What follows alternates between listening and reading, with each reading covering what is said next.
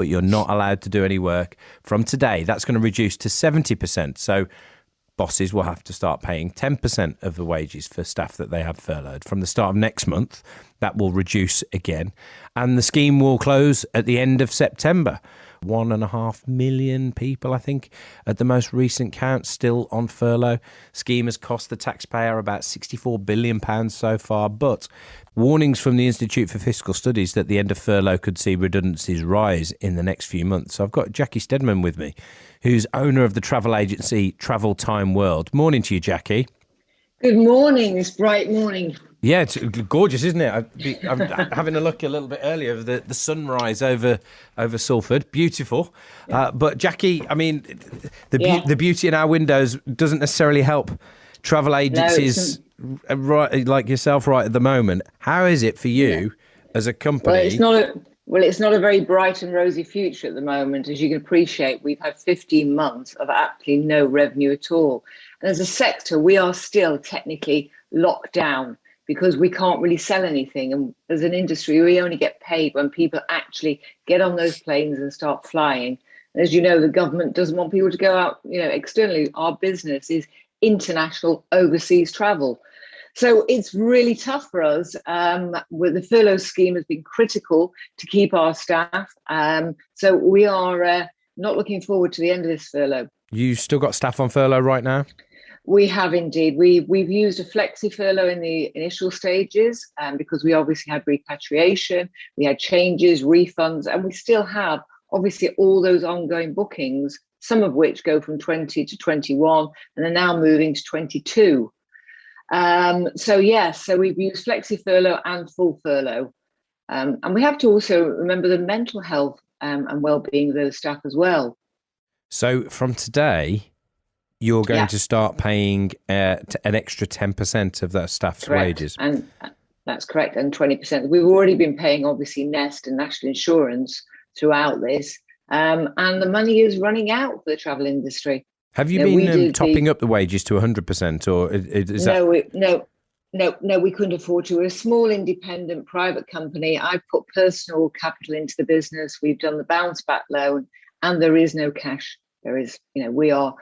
As an industry, we are fast running out of cash. So where are you getting this extra 10% from today?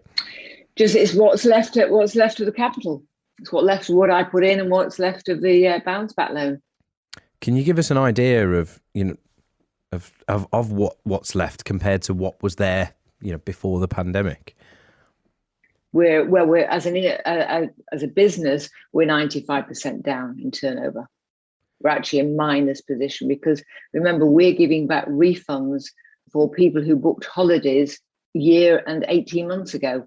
So it's a bit like the pub that's refunding from people who had their beer 2 years ago.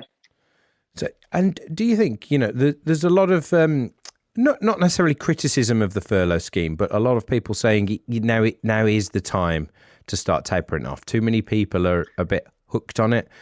Businesses and industries need to change if they haven't by now. Do you sort of see that argument that maybe your staff who are still waiting on furlough should actually just be looking at other careers potentially, as tough as that is for a business like yours, rather than just waiting and waiting and waiting for something to pick up that we don't know when that will happen? Yep, absolutely. I mean, I think I know your previous guest was sort of talking about good people. There are some fantastic people in the travel industry, dedicated. Remember, it's not a highly paid industry. So they don't have huge amounts of funds that they've built up and cushioning.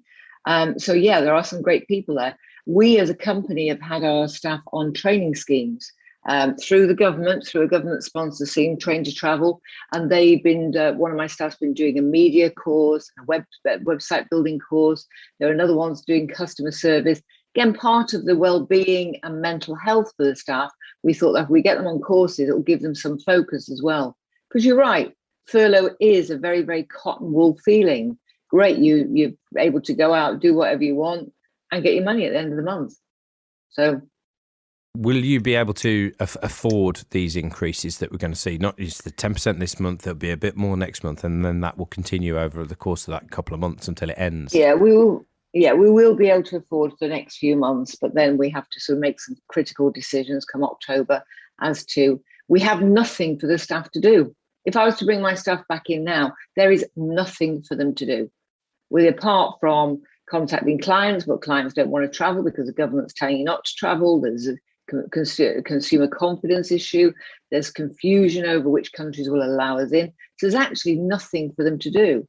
So instead of selling beautiful luxury long-haul family holidays, we are now really just an advisory centre. And will, if, say, the England reopening, I mean, to be honest, when you look at the headlines again this morning, it's often more about what other countries around the world are doing and how they view the UK right now. Yeah, absolutely. Does a full reopening in the UK make much difference to the decisions that you'll be making over the coming months?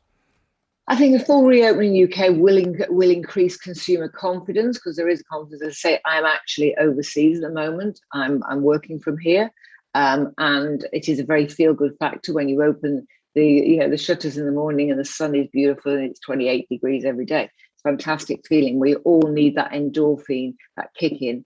I look sometimes at the British holidays and it's great staycations.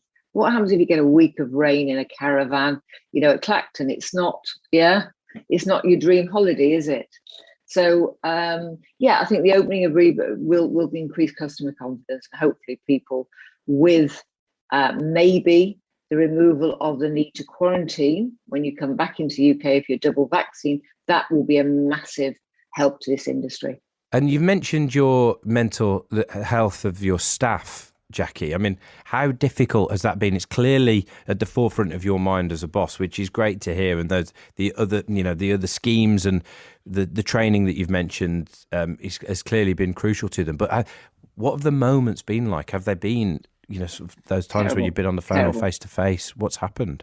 I've actually got in the car late one night and driven over to a member of staff's house at 9, 10 o'clock at night. Yeah, because they were on the verge of, breaking down.